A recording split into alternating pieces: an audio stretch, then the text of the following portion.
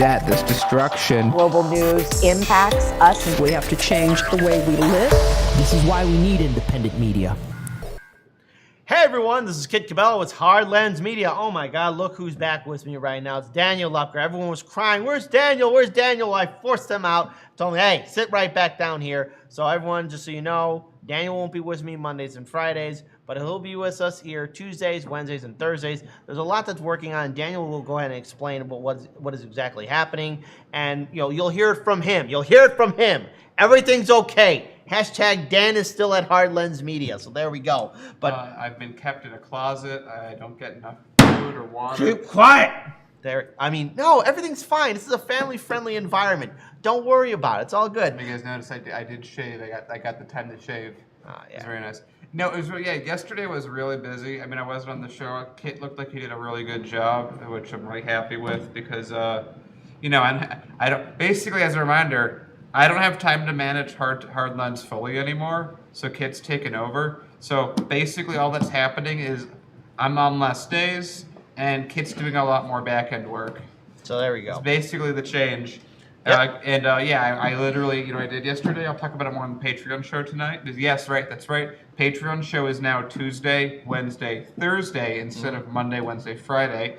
So that'll be a really cool change of pace. But I was rating contracts all yesterday. Wow, fun. Yes. We'll talk more about that on the Patreon show. And speaking of Patreon, look, if you choose to become a Patreon supporter, you're not only helping out Hard Lens Media, but you're also helping out all of our additional channels here at our studio. You're helping build up the 99 Perspectives studio. And the purpose of the studio is, again, to make it a community center, a community space that people can use, people in the city of Chicago can use if they want to do their own YouTube show, any kind of video recording. Plus, you also be contributing to this radio station that we are building here at the studio as well. So there's a lot that you as a Patreon supporter are contributing to. And I want to read this list. I just want to say one thing that I've seen in the comments because I heard someone else said I got fired. I'm the head of the company. Try firing me. Yeah, no. I assure you, another person told us that too, and I had to quickly, I'm going to leave this person anonymous. I said, no, Dan has not been fired. And I said, who said that? That'd be really hard to do. Only I can fire myself, and that's really just quitting. Yeah. I'm basically managing 99 Perspectives now. Hard Lens is part of 99 Perspectives. So I'm in charge of the Hard Lens Media, but I answer to Dan in regards to the 99 Perspectives studio and everything else about that. So speaking of which, Patreons, one of your other benefits is that we read your name at the beginning of the show. Shout out to Lizzie S., Alfreda F. Gaza, Dickie, Mickey Zax, Adita Iger, Karen MacArthur, Ali Alexandra, Beatrice Perez, Cameron Moreau, Wayne Harris, Todd Jersey, Valisa Medhava, Megan Morales, Jose Manuel Alzamla Jr., Susan Singer, SCPM, Judas Ferris, Larry Larson, Richard Boswright, Levon Hewley, Trish Taylor, Mariko, Carlos Comego, Adam Weisner, Aspen Fallen, Janet Santitos, and June Incognito, Ken Armstrong, and Nico Mari. I'll be reading the rest of the names tomorrow. But again, Patreon supporters, we would not exist. We're not for all of you. Plus, I also want to acknowledge a message that Daniel sent me earlier today because we got a brand new Patreon supporter, and it's very fair that we acknowledge this person. This person's name is Janet Curzan, $5 per month. So much. You'll be on the new Patreon list next month. Very soon. So very soon. And again, I also want to acknowledge a Streamlabs super chat that we just got from Willie. Do you think that I should still be managing a Patreon list since you're in charge of Hard Lens now, or should I keep doing that? I just keep on doing it. Okay, I'll keep on. Okay, there you go. You keep on doing a nice job with that. You make it orderly. You make it nice. I try to do my best. Excel sheets, I failed at Microsoft Excel. I love Excel. So there you go. You can paint in Excel. I believe you. I'm not a painter. I believe you. So, but I like the way you do it. Because it's just like, oh, fuck. All right, there you go. But anyways, shout out to William, who has tipped $3. Daniel is blinking SOS. Love you guys. Quick freaking telling the audience. I'm not saying anything. There you go. Also, I have another announcement as well. It's in regards towards one of our secondary channels called Chicago Corner. There is a big... We have Night Star Productions, also known as Jerry, in the chat, who's going to be hosting that. Really excited for that. Right. Also, something fun. that as Chicago Corner keeps happening, I'm going to be able to be on there more because I have more free time. So that's a nice thing. So with Chicago Corner, they'll be live tonight at 7:30 p.m. Central Standard Time for A&E's Showcase. Also, again, Nightstar Pro, also known as Jerry, will be welcoming some awesome, outstanding guests on the show tonight. So please subscribe to Chicago Corner. We're so close to 1,000 subscribers. It's for the arts and entertainment with the 48-hour film project, Eric Porter and Story, Jam, Stephen Rogers. So please tune in. It's going to be a great show tonight, 7:30 p.m. Central Standard Time, Chicago Corner. Check it out. It's part of the 99 Perspective Studio. We also got something on Rockfin real quick. Let's go and acknowledge that as well. Roger Meadows tipped $2. Dan, I think Professor Wolf watches Hard Lens Media. I saw that clip. I was very happy that if that is the case that he grabbed that from me. Roger, I think we're on a very similar wavelength on how to proceed into the future, and I'm really excited about that. Mandy Zimmerly tipped $20 on Rockfin. Thank you. Wow, very nice. And also Roger Meadows tipped $2. Kid, how do you like the video? First, it did take a while to work on my phone. For some reason, there were apps that were blocking it. But well done with video production, and I really am impressed with the work that the activist community in New York State is doing. And again, Roger Meadows tipping a lot of great stuff. Chat, you guys are amazing. Let's see, hold on. We got Javier Chamorro, CLP, 10,000. I don't know what that is. I'm looking it up right now. In currency. So from what I gathered, it looks like Daniel got fired. Not the best move, folks. Will this convince you to hire him back? See, now, I may not agree with the action. I agree with the sentiment of the message completely. Thank you, everyone. Yeah, I should have gotten fired sooner. Dan, hold on. Oh, I've waited a long time to use this line again. You got so fired that you got rehired. Yeah. No, this just to give you an idea. Of so you did full circle. You got fired and you're like, hey, Dan, unpack your stuff. You're working back in the studio again. Yeah, it's like it's like we plan everything out. Like we try not to say things until they happen, but it's like this has been a plan for technically years, but more effectively a month. So Kit's always been destined to do this. Yes. He just wasn't ready, and now I think he's ready. Well, there we go. Now we're gonna have some fun. So we'll find out what is going on. But speaking of which, let's go ahead and get started with our first segment, because I think we're done with announcements. So let's get started with our first story. So, all right, everyone, there's this big back and forth fight that's happening, and right now, better late than never, one progressive lawmaker has the courage to call out the hypocrisy of Senator Joe Manchin and Senator Sinema by calling them Republicans. Now, this is Representative Ilhan Omar. And to be fair, look, we've been critical of the squad and their actions. I think everyone has a right to be critical of any politician. But, all right, finally, we're seeing some pushback. It's mediocre pushback. Let's be very clear what it is. It is a very late, mediocre pushback. But I think it's important that we talk about this, especially on how corporate media is going to be addressing this, because since Biden got elected into office, I want to say that again, just so there's no misinterpretation or anything else. Since Biden got elected as the 46th president of the United States, YouTube, see, got you right there, YouTube. So since Biden got elected, the progressives have been silent, but yet Senator Joe Manchin, Senator Sinema have been dictating what they can get, what they can do, what they're allowed to say. And the sad fact is that they got no pushback. And corporate media kept on building up Manchin and Sinema for so long that basically they become untouchable. So let's play this video. Shout out to Case Study QB. We got two videos that we're going to play back to back. First, let's play this first segment right here in regards to how, again, corporate media is really addressing the words of Representative Ilhan Omar towards her colleagues in the United States Senate, Senator Manchin and Senator Sinema. Let's play this video. Ilhan Omar has some bad news for them. I want to play some sound of how she views some of the so-called moderates in the party, Joe Manchin and Kyrsten Sinema, these Democratic senators. Listen. It is saddening to see them use Republican talking points. We obviously didn't envision having Republicans as part of our party, and I hope that they will understand that Democrats need to be united behind the president's agenda, and we need to have urgent conversations on how to get this agenda done. So, Casey, that doesn't sound like the kind of trust that Caitlin was just talking about there. So No. do you think that enough Democrats will move in the next day to make this happen? Well, first of all, just listening to that, I mean, my top line thought is here that Democrats control government because Joe Manchin got elected in West Virginia and Kyrsten Sinema got elected in Arizona. Those are not easy things to do.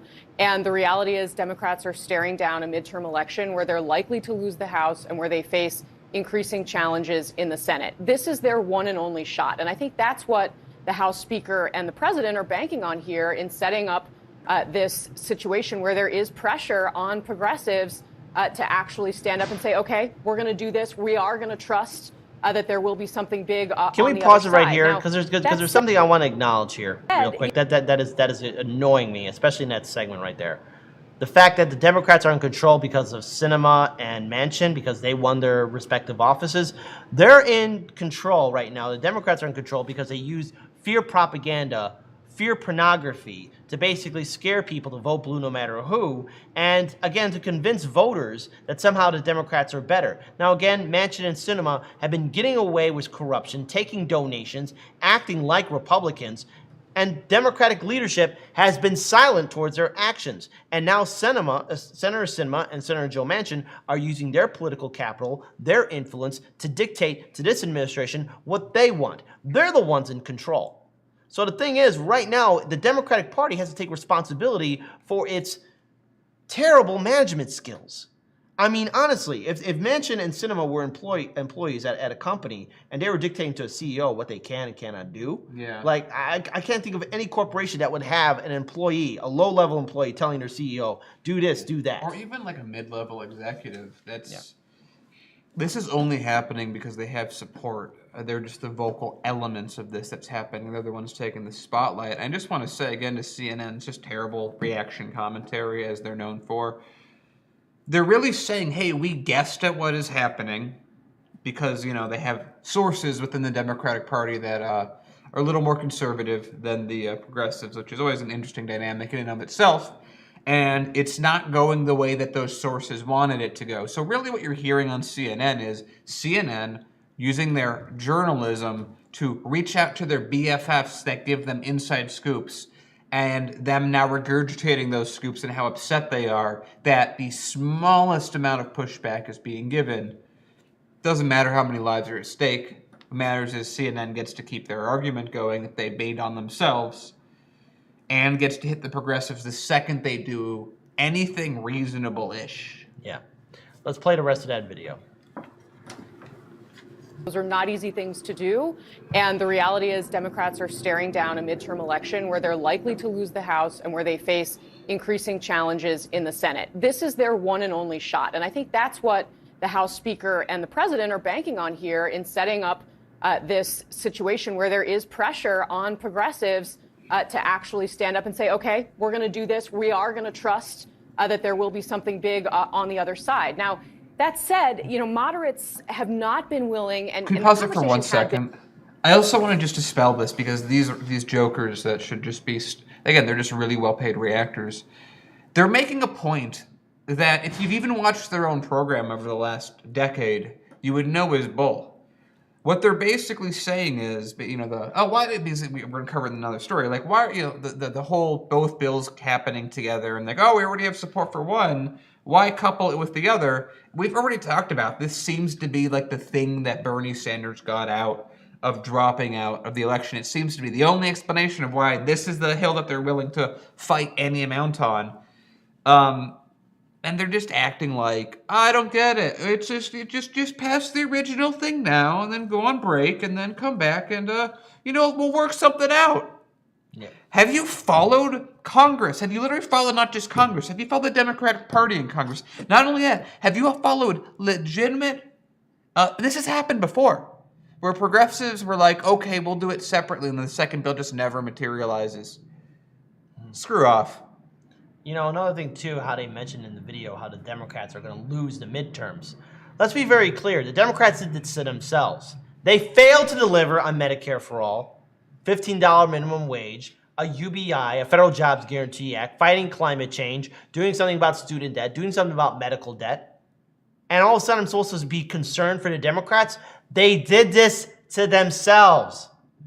We have already said on this show that if this $3.5 trillion budget fails in any which way, or if it's lowered down, the Democrats are destined to lose the midterm election cycle, like how they did in 2009, and also potentially in the 2024 presidential election cycle. You heard it here from Hard Lens Media. Now, somehow the Democrats are able to scare enough people to vote blue no matter who. Well, then good, Democrats. I guess your fear pornography still works, and everyone's going to be screaming about how much of a danger Trump is. Meanwhile, Americans are being evicted from their homes. Americans don't have Medicare for all. Americans are struggling day in, day out just to pay the bills. All the while, the rest of the world is still taking care of its citizens. We still have a pandemic. We still have an economic and political crisis happening in this country, and our politicians are playing games with our lives. Let's play the rest of that video. Been very much around what is the top line number of this bill? How much are we spending? That's shifted a little bit in recent days, and it's become more about, okay, how are we going to balance the policy questions in this bill? That seems to have made things slightly less tense around the reconciliation part, the big sort of changes to the social safety net. But at the end of the day, there still is a lot of bitterness about the power that Manchin and Sinema wield here. But I do think that there is, at the end of the day, a hard political reality that progressives in the party face, that this is their only shot to do this. And the question is, okay, are you going to do it, or are you going to end up with nothing? And I think that there is a sense that at the end of the day, progressives will have to get on board, because otherwise there's really... So again, in summation, CNN says, I know you're trying, I know you're putting your foot down, but shut up and get in line. Right. Now, while we get at the next video that's coming up, look, I just want to remind everyone, for a long time, Hard Lens Media has been smeared by other quote-unquote activists and organizers who are diehard Democratic supporters, or at least progressives who support progressives in the Democratic Party. It's like, we're progressive. Oh, we love you. Hey, we believe in all these things. We love you. Hey, we think that maybe like the Democrat Party isn't the best thing. You're terrible people and deserve to burn in a fire. Exactly. And the thing is, there is nothing Daniel and I or any of you can do to save the Democratic Party. This is a political party that's technically, in theory, correct on the issues, but they lack the spine, the backbone to do anything. And the reason why they lack the spine and backbone to do anything, to really have the courage to really speak out and defend or help out American people, is because they're bought and sold, and that's what they're paid to do. They're supposed to be weak. They're supposed to lose. They're supposed to constantly compromise and say, oh, gee willikers, if only we had more Democrats in the Senate or more Democrats in the House. That's why you got to vote for us, because if we get enough of us, we can do it. But we saw this in 2008, and we saw when Barack Obama and Vice President Biden fail when they had a solid majority in the United States Senate and House. They screwed up, and the reason why they screwed up is because they were supposed to do that. Barack Obama was never this progressive fighter. We all know this. And with the help of the Democratic Senate and House, they squandered an opportunity to bring in a better future. And what was the aftermath of the Obama administration? The Obama-Biden administration? Oh, it was Trump. And now we all are seeing the reports of Trump running again in 2024. So let's play the rest of this video real quick. No other option here for the president's agenda. But this week is going to be really, really tough to see how we get there. And of course, Republicans aren't going to make it any easier. Kevin McCarthy, I don't think, is going to let Republicans who might otherwise support, remember, this is a bipartisan infrastructure package that's going to be on the floor on Thursday. I don't think he's going to let them go until we're actually watching Pelosi try and get this done on the floor. And if she gets to 218, then, okay, he'll say, fine, go ahead, vote for it. But that's going to make it harder for her. No other option here. All right, let's pause it for here. The president. So real quick, I just want to bring up an example about how the Democrats are walking into disaster. And who knows how this will all play out. But the Democrats are so pathetic at this point. Honestly, I know what to expect from the GOP. We know what to expect from Republican lawmakers. We know what they're going to say to us. But in regards to being a villain, I actually want to bring up Senator Sinema. We talked about her last week, especially on how she's taking corporate donations. But let's pull this up. Now, Representative Ilhan Omar, I'm glad that you called out Sinema and Manchin as being Republicans. But let's talk about, again, I just want to read a few short excerpts from this article. Again, how much of a villain Sinema truly is. Because she's against lowering the drug price for prescription drugs. On a personal note, I have to pick up prescriptions for my grandpa. And a few days ago, there were a few people in front of me who had to pay an exorbitant amount of money for their loved ones so they can get the prescription pills. Sinema is against lowering the drug prices. She is against it, and she's a Democrat who was at one point an activist and part of the Green Party. This is what happens when you run in the Democratic Party. The Democratic Party attracts some sort of weird egomaniacal people. So here, real quick, U.S. Senator Sinema faced blistering rebuke Monday following reports that the right-wing Arizona Democrat will solicit large campaign contributions from corporate lobbyists staunchly opposed to her party's flagship $3.5 trillion Build Back Better budget reconciliation package. The New York Times reports that Sinema is scheduled to host a Tuesday fundraiser with 5 influential business lobby groups, according to the paper. Under Sinema's political logo, the influential National Association of Wholesale Distributors and Grocers PAC, along with lobbyists for roofers, electrical contractors, and small business group called S-Corp Political Action Committee, have invited association members to an undisclosed location on Tuesday afternoon for 45 minutes to write checks for between $1,000 to $5,800 payable to Sinema for Arizona. These organizations vehemently oppose the Build Back Better bill. So again, hey, vote blue no matter who. Here's one of your heroes, a role model who hides behind identity politics and behind the Democratic Party. This is why I'm not going to support the Democratic Party. And this is why, again, we're seeing the Democrats fail time and time again. So Sinema and Manchin, they're not only just Republican light or Republicans. They're part of the two-party system. It's one big club. And vote blue no matter who in K-Hive, you will never have a seat at the table. And that goes for diehard Republican voters too. It's one big club. You don't have a seat at the table, and I'm so sorry that corporate media and your favorite politicians convinced you that they ever did care about you in the first place. Daniel, final note. I think you said it all pretty well. I think we're in a position where, as usual, we just need to break the system that is going before us. We have one party masquerading as two. It's like, again, I always bring up the soft drink example. Like, what's the real fundamental difference between Coca-Cola and Pepsi-Cola? They both use basically the same ingredients. They're basically the same calories. They're put in basically the same aluminum cans. They're basically found all in the same place, except some restaurants and some businesses might prefer one over the other, but that's a minority anyway. And all they're trying to do is get diabetics to drink them to increase their base. They're really not that different. They're just a following of people that like blue and that like red.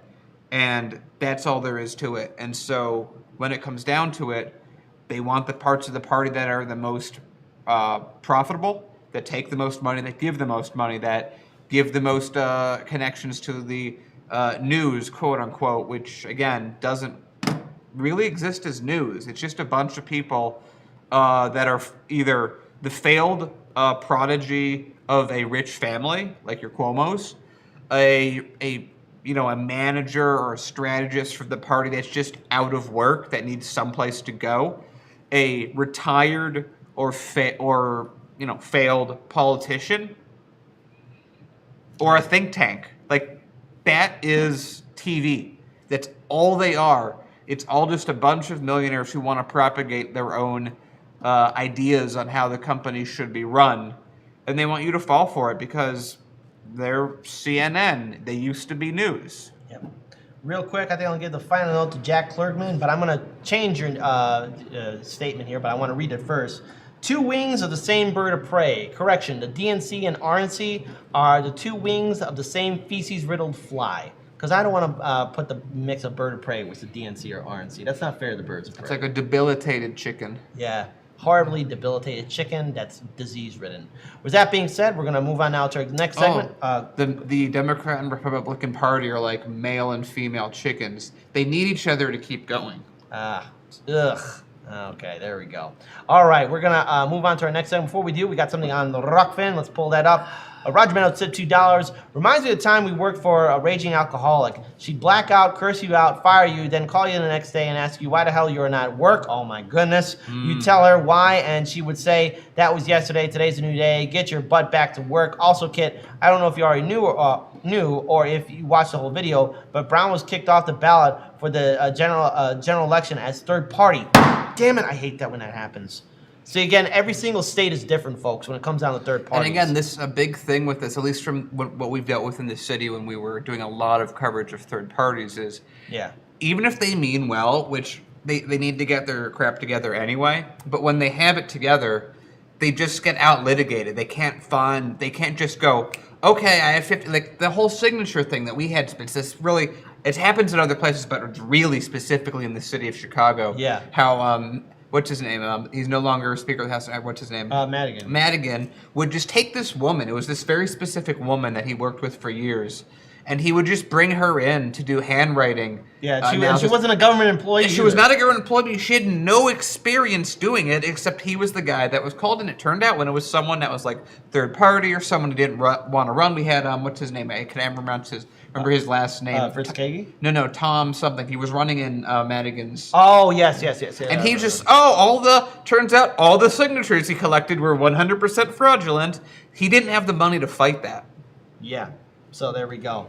Roger Meadows, tip $2. Financing of the debt ceiling coming October 13th, even if it's a lost cause. I'm going to put heat on squad since 3 members live in New York to pull a Tea Party move, take it hostage, and only release once Joe signs an executive order for taking cannabis off Schedule 1, forgive all student loan debt regardless of how much, and Medicare for all using Section 1881A of the Social Security Act made possible by the Affordable Care Act, and throw legislation that get those newly homeless people homes that were thrown on the streets when Congress allowed them to get kicked out onto the street. While those still in home, cut the checks to give to homeowners, the landlords, that go all the way back to when the pandemic started, then give homeowners and renters checks, putting them ahead for 2 years. Makes sense to me, Roger Meadows. Here's this reminded me, this just popped in my head. I'll talk about this on the Patreon show.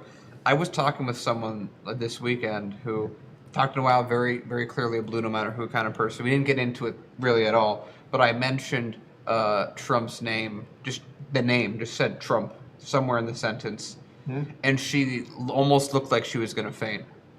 It was really pathetic. Okay. It's like, you don't get it, you're the fuel. Yeah. You're the libs that got owned. Oh, wait. Here's the thing about Trump, especially those that are triggered by Trump or get offended by the word Trump. It's maybe because Trump reminds you of something in yourself. See, now, I don't like Trump because of, again, his actions and behaviors. But I understand how he won his first election in 2016. They've deified him. They've literally, he's a chaos god. Yeah. A minor one. Yeah, he's a minor chaos god. And the thing is, corporate media gave him fuel. Everyone gave him fuel. And he wouldn't exist were it not for corporate media. See, the thing is, a responsible media outlet wouldn't cover him because everything he was saying was a lie. But corporate media covered him. They're like, money. And so when Trump runs again in 2024, I'll put on my pretend shock face. But the thing is, I'm going to make this promise, Dan, especially as CEO for Hard Lens Media. The first protest in front of Trump Tower for that election cycle, if he's choosing running, I will not be a very mature reporter. We could be mature. We just have to be real. I'm not going to be respectful. You're going to be a base. You're going to be professional but based. We've covered a lot of BS there. All right. Anyways, we've got enough break. They're just still sheep. They don't know. Well, yeah, they do get sheep. The sheep get into that cattle area. That's what I'm saying. They're all sheep. We don't need to yell at sheep. We just need to point out that the sheep are sheep. Yeah. Bah. All right, folks. Daniel has a story for the people. What is going on, Dan?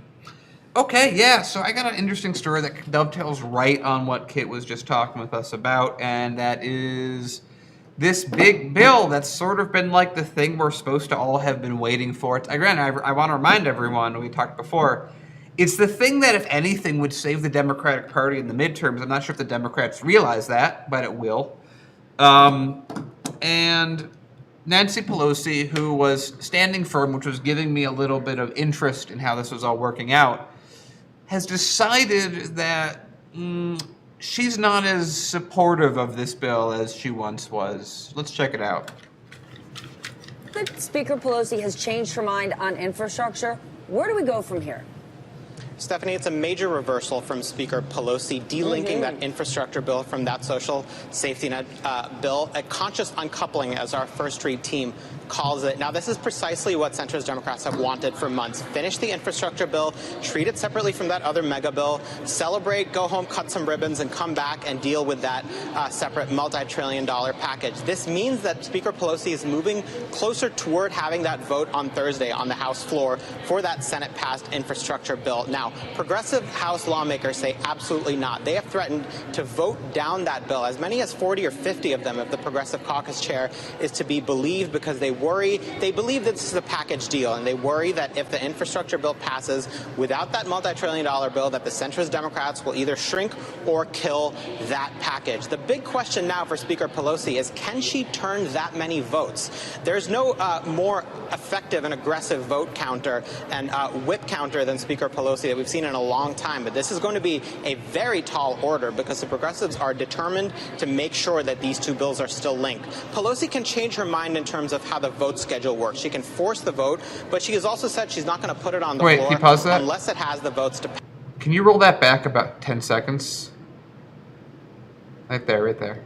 To make sure that these two bills are still linked. Pelosi can change her mind in terms of how the vote schedule works. She can force the vote, but right she there. has also said she's not going to put it on the floor. Wait, Dan. Hold on, wait. Can you just rewind it back again, just 10 more seconds? Sorry, FaZe. Yeah. I just heard something that really sounded like violence. Yeah, let's hear it. I thought, a long time, but this is going to be a very tall order because the progressives are determined to make sure that these two bills are still linked. Pelosi can change her mind in terms of how the vote schedule works. She can force the vote, but she has also said she's not going to put it on the floor.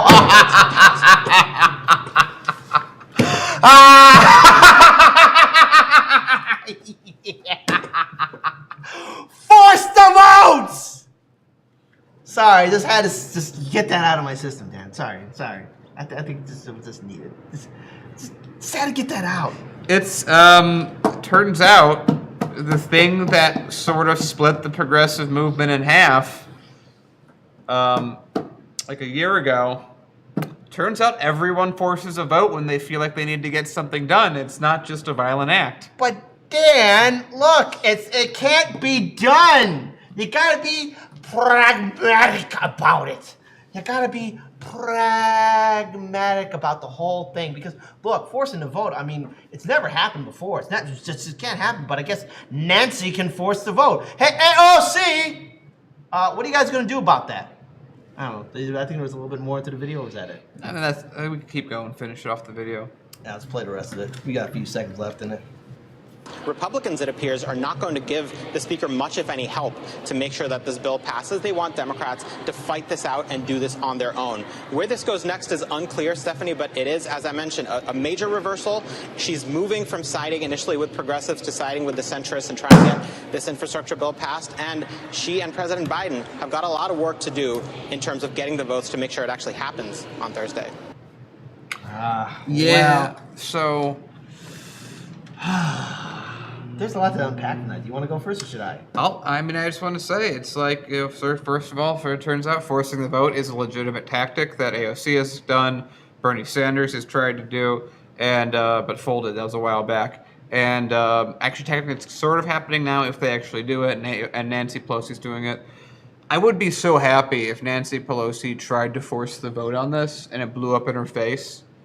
That'd be really cool. I know that publicly, I think I heard something like 40 or 50 progressive, in the Progressive Caucus, I should say. Progressive Caucus. Yeah, said that they would not vote for that bill if that happened. Republicans obviously aren't going to jump in, especially this soon.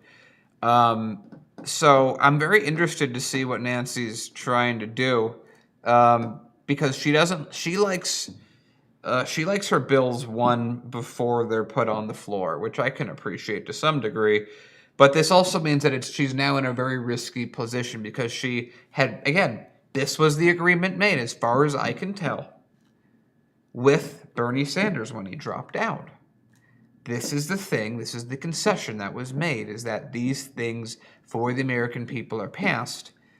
If Nancy Pelosi cancels this, first of all, just for the progressive sake, it needs to blow up. If they succumb and just go along with it because it's infrastructure, they will never get anything. They will never be taken seriously if they don't put their foot on the ground and they're not willing to make a little bit of things burn, especially when a lot of that bill for that infrastructure is giving away public possessions to private companies. And then you have these 40, 50 people that hypothetically will exist behind the scenes that will vote this down. Nancy will only take action she thinks she can win on. So I'm very interested to see what's about to happen when there's such a small margin. Because even if most of that caucus decides to go against it, that still the squad can still determine to make or break this. Yeah. But see, here's the thing that again, could see happening is that the progressives will break. They will fall in line.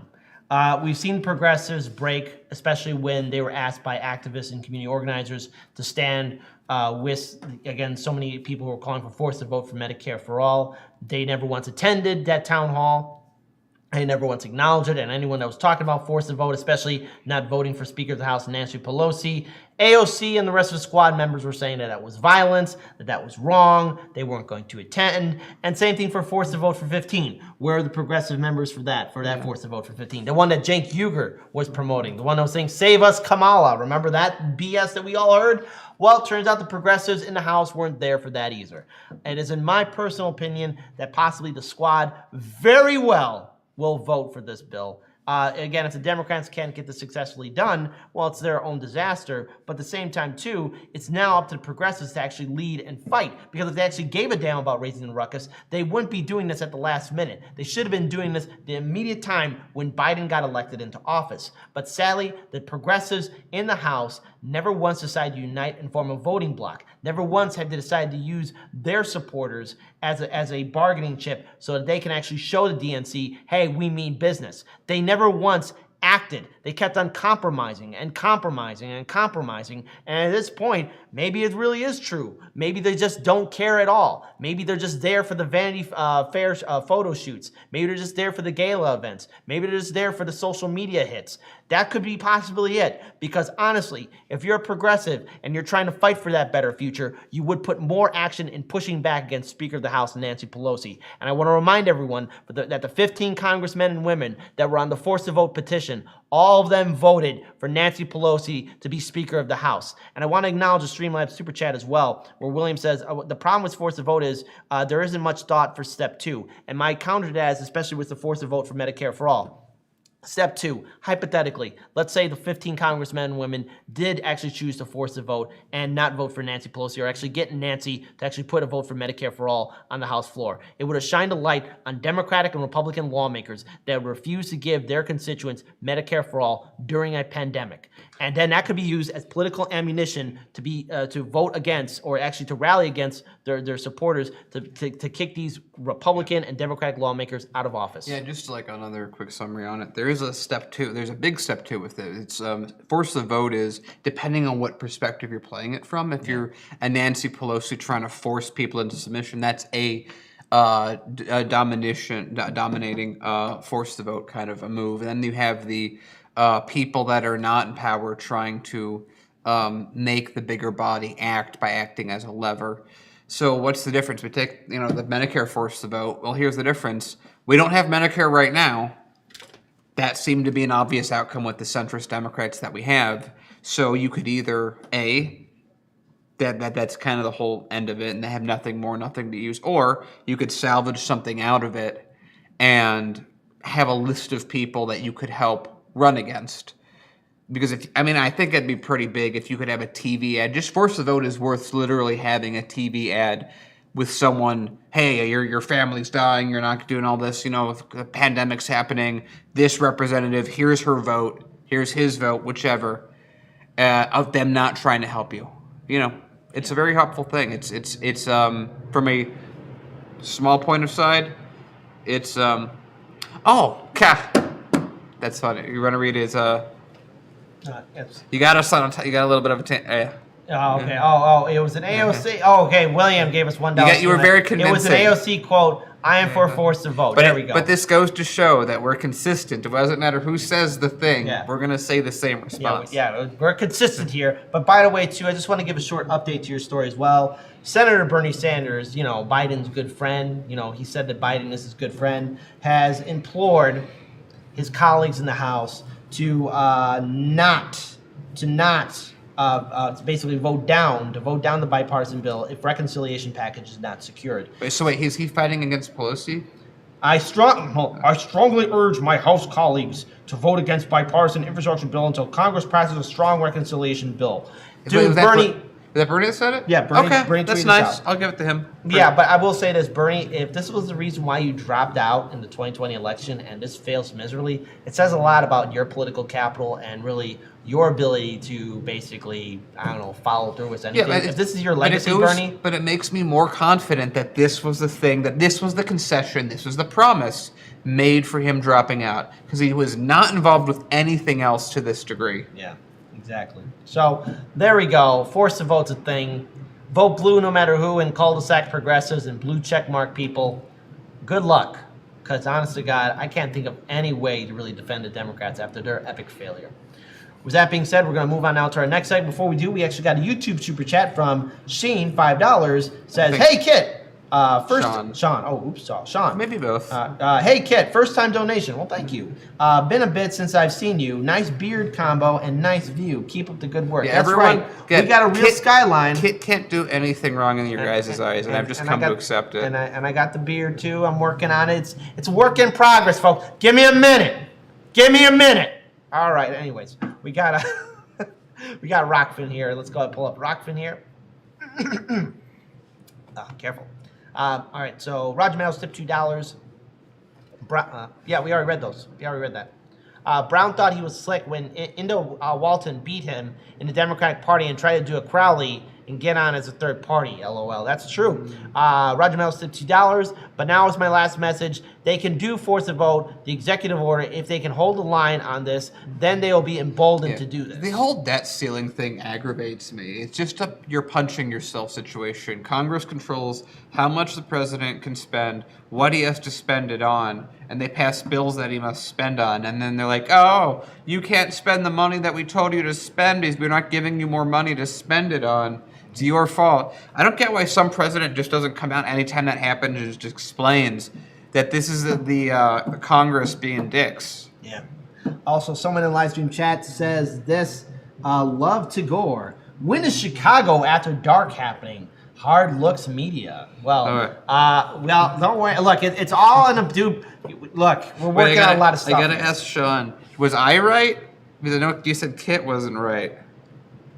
Oh. See in chat?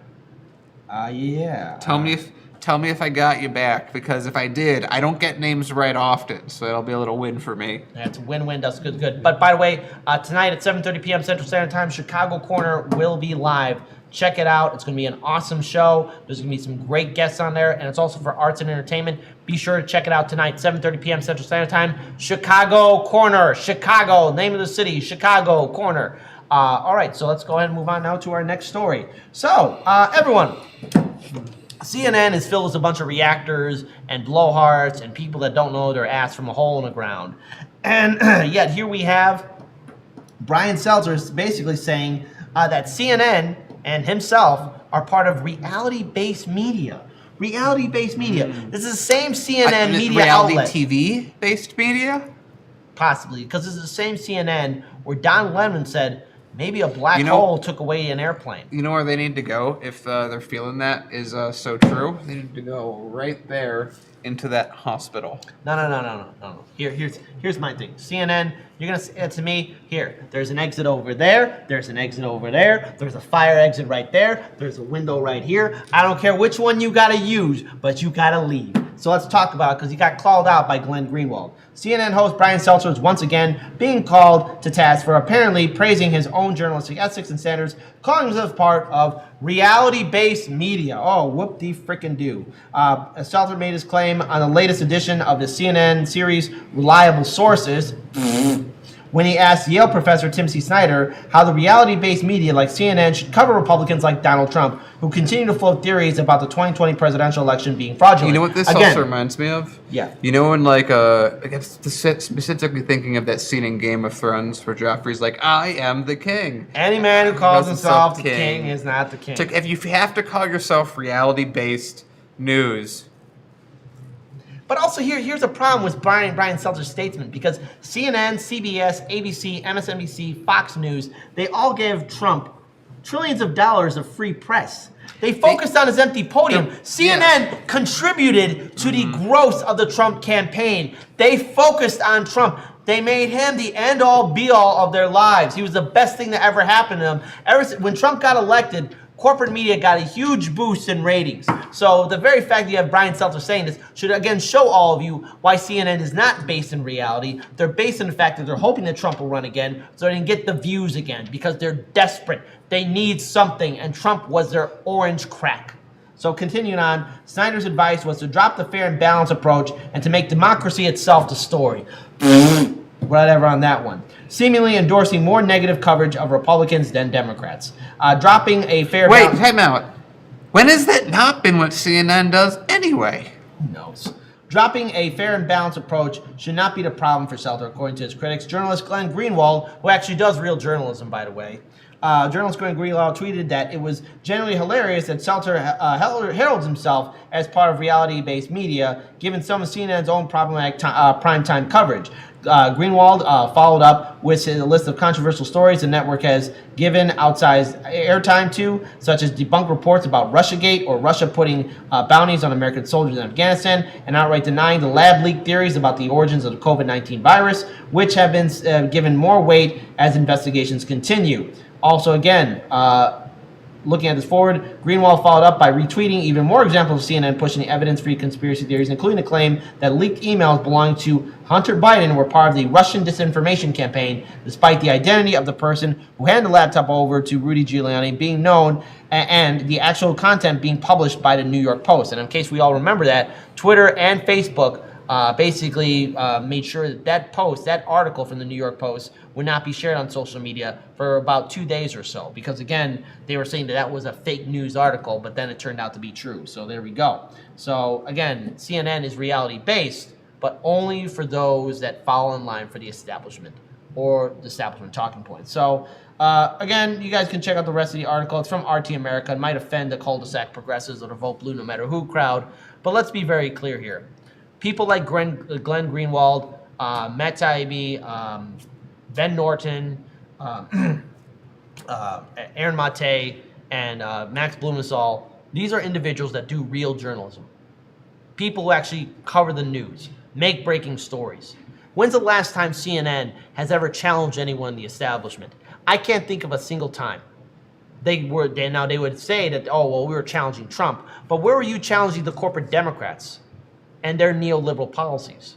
You see, CNN is supposed to spew out corporate talking points because in their reality, America's one big corporation and everyone is either team red or team blue. And I think now more than ever, we have to unplug from relying on CNN or ABC or CBS or Fox News. We have to look at real independent media, real journalists. And there's a lot of independent media networks out there, like Hard Lens Media, like the Mikasu Casa Network, like, the Gray Zone, like Mint Press News, and so many others that are speaking truths to power. We need to have true citizen journalists again. And I'm calling for that in this country. Everyone, no matter what state you're living in. I know it might seem like a dauntless task, but we need more citizen journalists now. Now more than ever, because the very fact you have CNN saying, because this is the same Brian Seltzer who said that CNN was America's moral authority, or journalists were moral authority during 9/11. Well, they also thought that Andrew Cuomo was like the best thing since sliced touching women. Yeah, there we go. So that's the issue at hand. So I think as we look at this story, CNN wants to build itself as this image of being the only spokesperson for truth. When we look at their commentators, when we look at their reporting, they're just reporting and reacting to events that are happening. They don't have investigative journalists anymore. They don't do the job that actually real journalists need to do. Journalism is a blue-collar job. And it's not a white-collar job. It's a blue-collar job where people actually get in the muck and actually speak and cover stories that need to be covered. CNN can't do that. So they're not reality-based media because at the end of the day, CNN and everyone else in corporate media built Trump up. And they continue this back-and-forth fight like, oh, it's Democrats and Republicans. Republicans bad, Democrats good. The Democratic and Republican establishment don't represent us. And it's a sick system. And thank goodness that people like Glenn Greenwald and others are out there speaking truth to power. And remember, less than 10 years ago, Trump was not that different in perception than Andrew Cuomo. Yeah. He was a Democrat for much of his life, from New York City. In fact, I mean, there really isn't that much difference between them. They both became executive leads of parts of the U.S., both really liked touching women inappropriately, to say the least. They liked corruption. They liked obfuscating responsibility. They liked taking bribes. They did a lot of incredibly questionable things. They didn't seem to have that much of a qualm with slave labor. I don't know. I can't really see the difference. All I see are actions. Yeah. And I think at the end of the day, what we need to see now, and this is something I want to see, more citizen journalists, more people out there. Take, for example, case in point, Robbie Yeager, who has been one of the few individuals actually covering the Colonial Pipeline spill. So I'm glad that Glenn Greenwald called out the hypocrisy of CNN. It probably won't be the last time Glenn or anyone else will be calling out the hypocrisy of CNN or any other corporate media outlet. But if we're going to fight for that better future, we need to acknowledge corporate media for what it is. It is there to spew out the neoliberal, neoconservative talking points in Washington, D.C. to appease their donors, their masters, all the while give kid glove interviews to the politicians who constantly make our lives a living hell. Reality-based media, fuck that. With that being said, we're going to move on now to our next story. Before we do, I want to acknowledge everyone in the live stream chat. Shout out to all of our moderators. Everyone, we got 328 people watching us live right now. Look at that. For the 328, can you please give a thumbs up to FaZe? He's been doing a fantastic job behind the scenes. It would really make me happy, and it would make Daniel happy too. And in fact, give a thumbs up to Daniel as well, because these two have been working on a lot of stuff behind the scenes, making the studio happen. And again, I'm all fired up. There we go. Well, you better be grateful that they're gonna be giving you a thumbs up, or otherwise back to the closet for you. What are you laughing at, FaZe? You're next. Anyways, we got something on Rockfin. There we go. Let's pull up Rockfin here. We got Roger Meadows, tip $2. You misread the force the executive order for force to vote on the last message. The executive order, we can actually get it. The opposition will reveal themselves once they take it to court. Then we put mics on a Democratic and Republican politician's face and ask how they feel about the court fight. Yeah. There we go. See, it's like you can really pull stuff out of forcing a vote. It's not just violence, like some AOCs say. Yeah. That's violence. That's violence. Oh, well. Tonight, 7:30 p.m. Central Standard Time, Chicago Corner will be live. And if you want to help out Heartlands Media, please consider being a Patreon supporter. It will help out our studio. And also be sure to subscribe to us on Rockfin and Odyssey. Daniel is the final story. What is going on? Okay, so this is, again, another one of those, almost very much like that Trump Andrew Cuomo situation where the question isn't what is news a real thing? The answer is progressives are wrong and Republicans are right, conservative Democrats are right. Also, we're apparently a news company. Let's look at CNN. There's a clip where Liz Cheney of the lauded, wonderful Cheney fame, killing all those people, getting us in fake wars, shooting his friend in the face, and getting his friend to apologize. CNN's going to make the point that what Liz Cheney is right and should be listened to, progressives should be ignored, all in an act that would, if happened the way they said, would make them a lot more money personally. Let's take a look.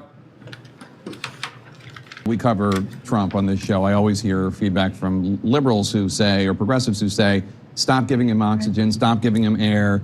All you're doing is what he wants. Real quick. That's us. We're saying that. Anyway. But the truth is, this is a continued threat to democracy. And take a listen to what Liz Cheney said about this on 60 Minutes yesterday. Those who think that by ignoring Trump... Pause it real quick. Doesn't she look a lot like Hillary Clinton? Ugh. In that the way that she's framed and everything. Oh my God. So, but again, I'm sorry. We were just told by Kit that CNN was going to focus more on Republicans bad, Democrats good. But here they are saying extreme Republican good, progressives bad. We'll see. He will go away, have been proven wrong. When you look at the spread of these mistruths and the spread of the disinformation, silence enables it. Silence enables the liar, and silence helps it to spread. I don't think that factually anybody can argue with that. And every time we cover Trump on this show, I always hear feedback from...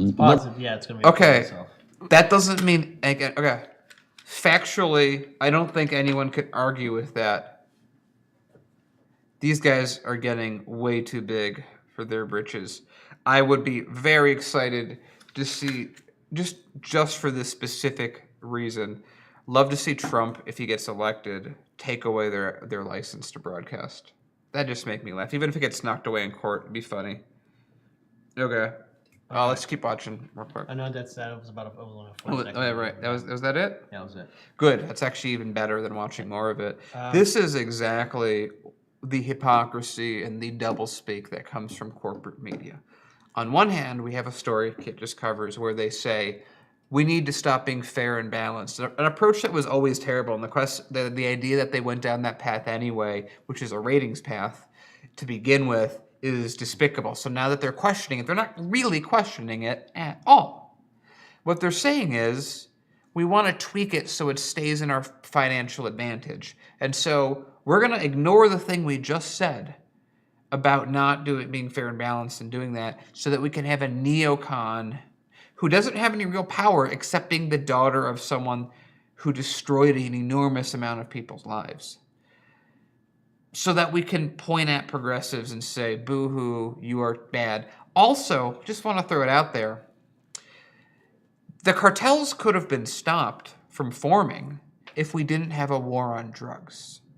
Now that they are really, really big, even if you did away with the war on drugs, they would still find a way to sustain themselves. You, CNN, have created a monster that didn't need to exist, but you forced into existence because you wanted to make money.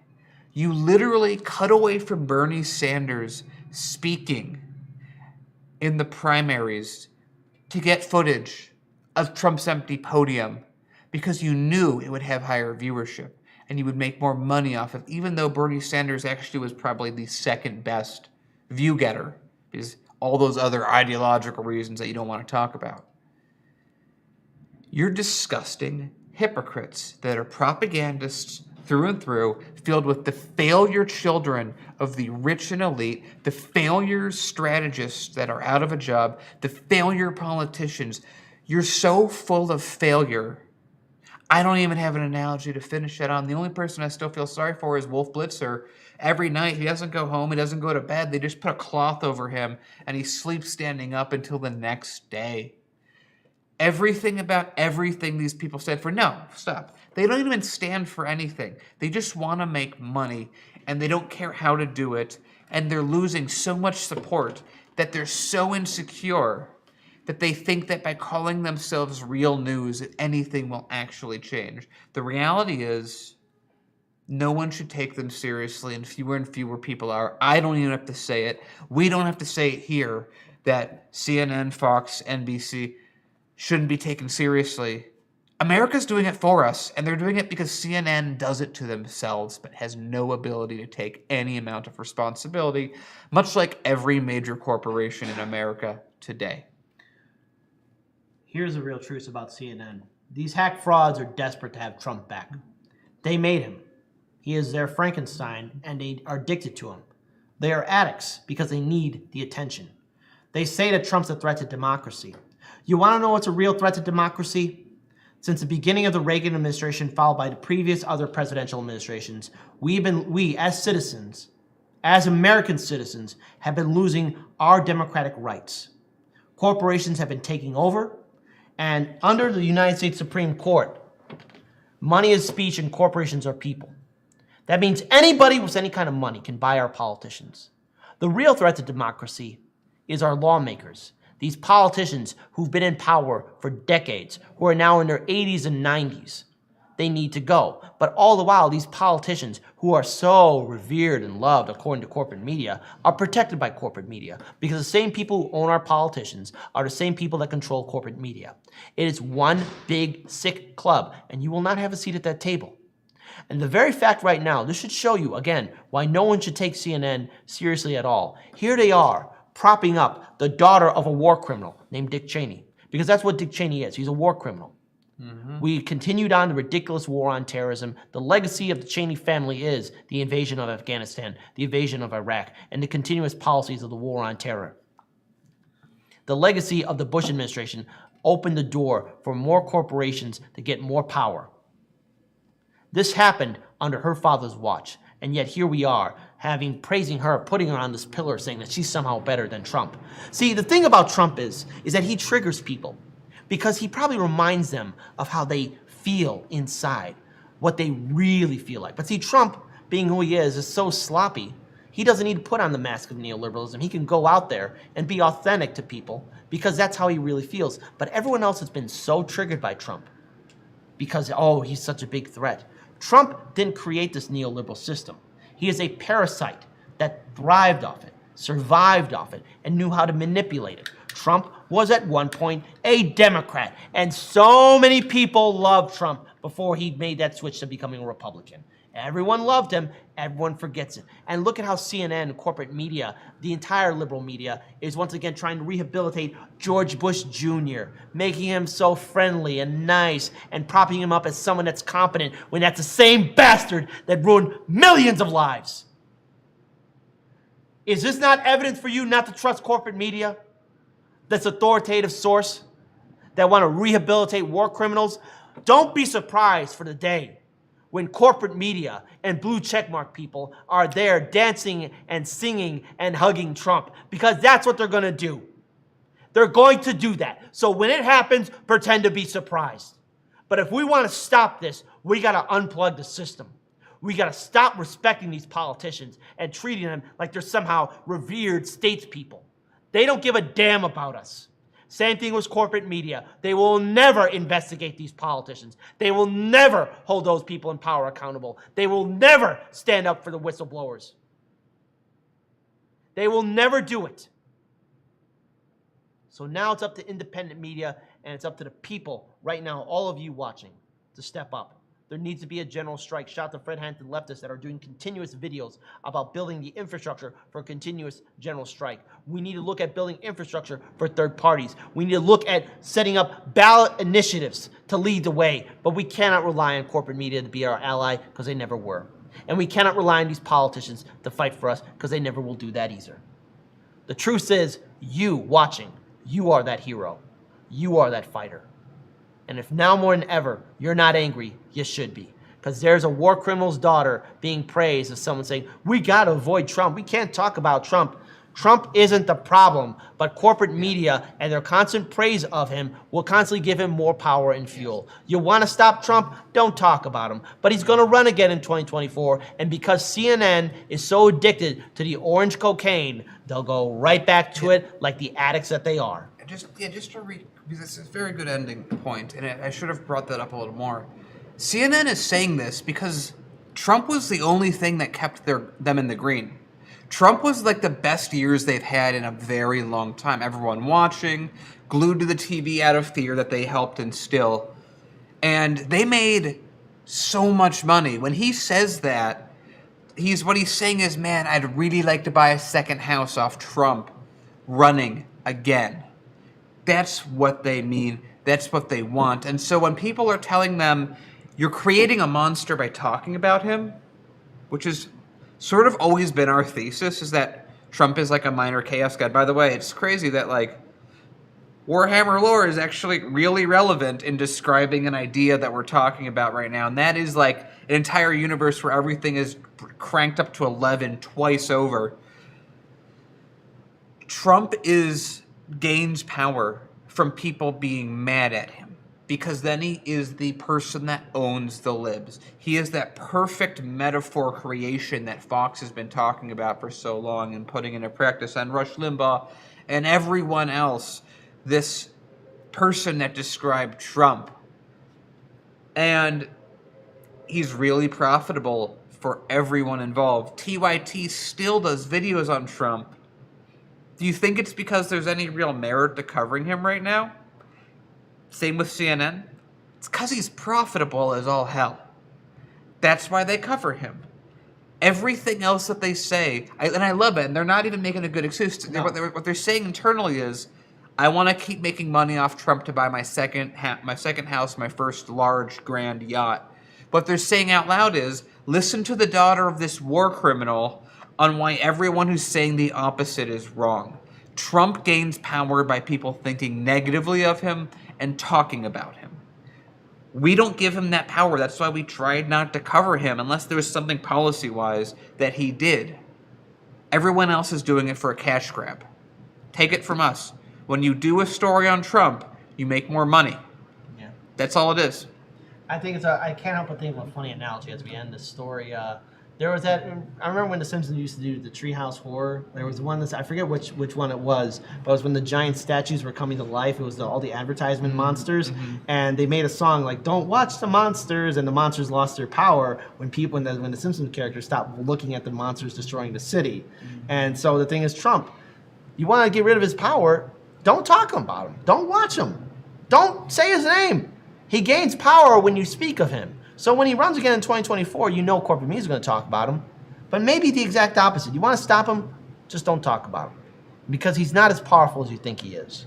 With that being said, we're going to end this segment and we're going to be starting the Patreon show. That's right. I got to update the Patreon page. Every Tuesdays, Wednesdays, and Thursdays, we'll be doing the Patreon show. That means Lainey Peterson will also be doing her Patreon show as well on Thursday. A lot to talk about, a lot of spicy stuff to talk about.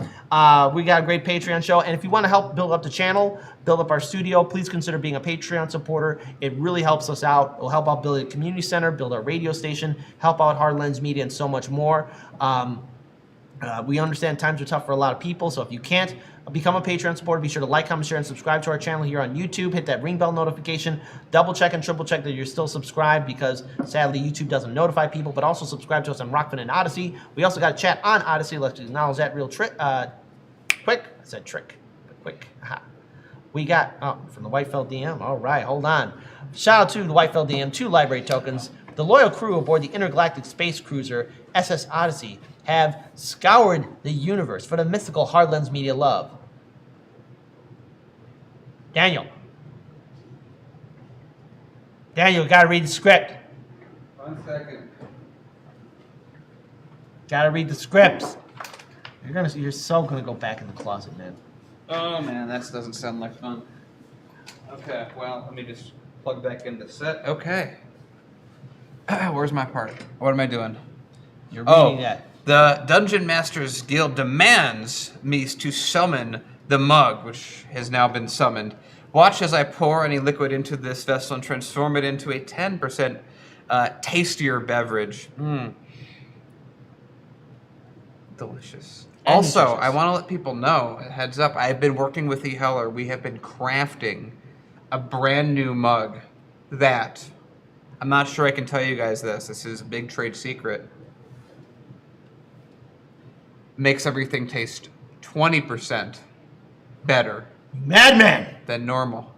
You madman, are you not done with your quest for power? Just starting. We're only 20% in. I think that might be the most we can go.